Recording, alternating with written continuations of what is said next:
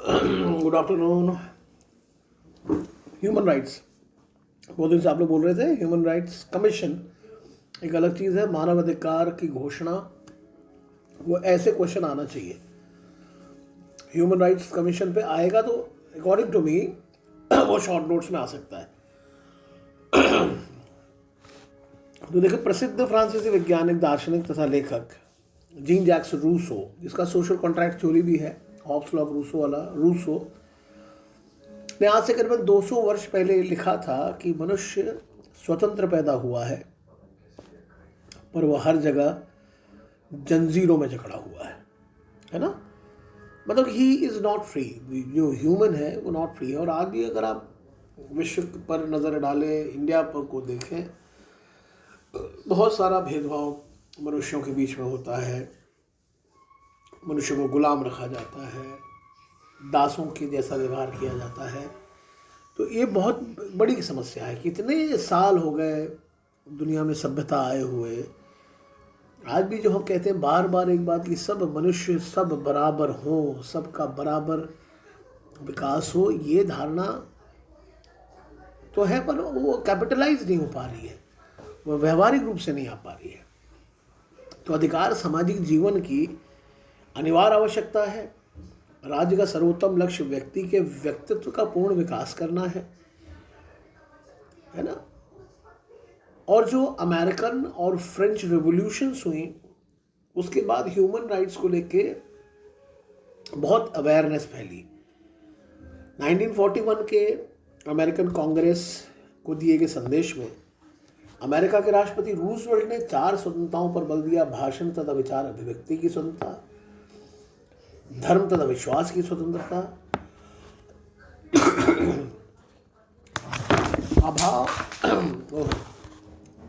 अभाव से स्वतंत्रता तथा भय से स्वतंत्रता। अभाव, लैकनेस, और भय से। देखिए, बड़ी अच्छी बात है ये जो चारों, अगर हम, और हमारे देश में भी हमारे मौलिक अधिकारों में आर्टिकल 19 जो है ना, उसमें यही विचार अभिव्यक्ति की स्वतंत्रता, ये मौलिक अधिकार जो पूरे हैं आर्टिकल 12 से लेकर के 35 तक, अपने जो संविधान के भाग 3 में है, पार्ट 3 में, उनमें इन्हीं सब चीज़ों का उल्लेख है।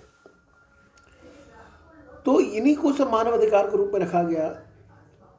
और संयुक्त राष्ट्र के चार्टर में मानव अधिकार का कोई पृथक घोषणा तो नहीं है, पर चार्टर में, संयुक्त राष्ट्र संघ, यूनाइटेड नेशंस के चार्टर में कई जगह मानव अधिकार का उल्लेख हमको मिलता है ना।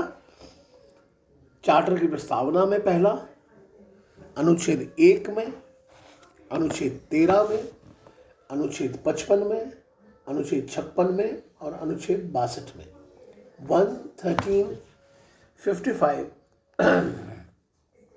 and 56 and 62. Now, the Universal Declaration of Human Rights, universal declaration of human rights, मानव अधिकारों की सार्वभौमिक घोषणा। अब ये देखिए, ये घोषणा हो रही, जैसे मैंने बताया था कि 10 दिसंबर 1948, 24 अक्टूबर 1945 को यूनाइटेड नेशंस बना है ना। उसके बनने के लगभग 3 वर्ष के बाद मानव अधिकार आयोग ने मानव अधिकारों की सार्वभौमिक घोषणा, universal declaration of human rights का मसविदा या उसको तैयार किया। और इस मसविदे को महासभा ने कुछ संशोधनों के साथ 10 दिसंबर 48 को स्वीकार कर लिया। अब देखो, इसमें 30 अनुच्छेद हैं, है ना। तो उस 30 अनुच्छेद में इन सब का वर्णन है कि क्या क्या होना चाहिए।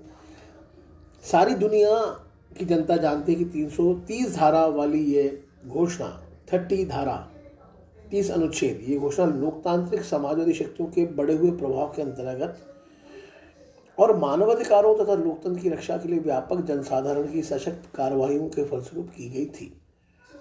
अब 30 अनुच्छेदों में देखिए क्या क्या है।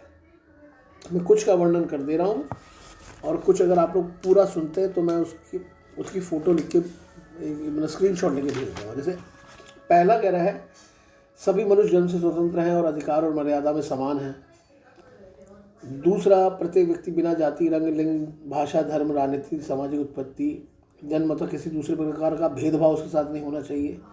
प्रत्येक व्यक्ति को जीवन, स्वाधीनता और सुरक्षा का अधिकार होना चाहिए, दास्ता नहीं होनी चाहिए। 5वें में लिखा कि अमानुषिक दंड नहीं दिया जाना चाहिए, क्रूर दंड नहीं दिया जाना चाहिए उसे। 6वां, हर व्यक्ति को अधिकार होगा कि वो सर्वत्र कानून के अधीन व्यक्ति माना जाएगा। कानून के सामने सभी समान है, 7वें में लिखा है। तो ऐसे लिख ही लेना। एकदम 30 बताऊंगा ना तो बड़ा बोरिंग हो जाता है कई बार। और मैं ना थोड़ा क्लास में यही ध्यान रखना चाहता हूँ कि मैं जैसा भी आप लोगों को पढ़ा रहा हूँ मैंने वो बोरिंग ना हो।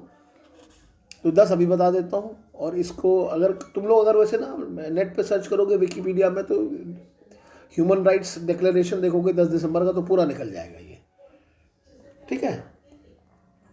तो ये 30 अगर आपने 30 में, जैसे मैंने वो उस दिन ऑडियो में भी कहा कि अगर आप 8-10 भी याद कर लें तो बहुत अच्छा हो जाएगा।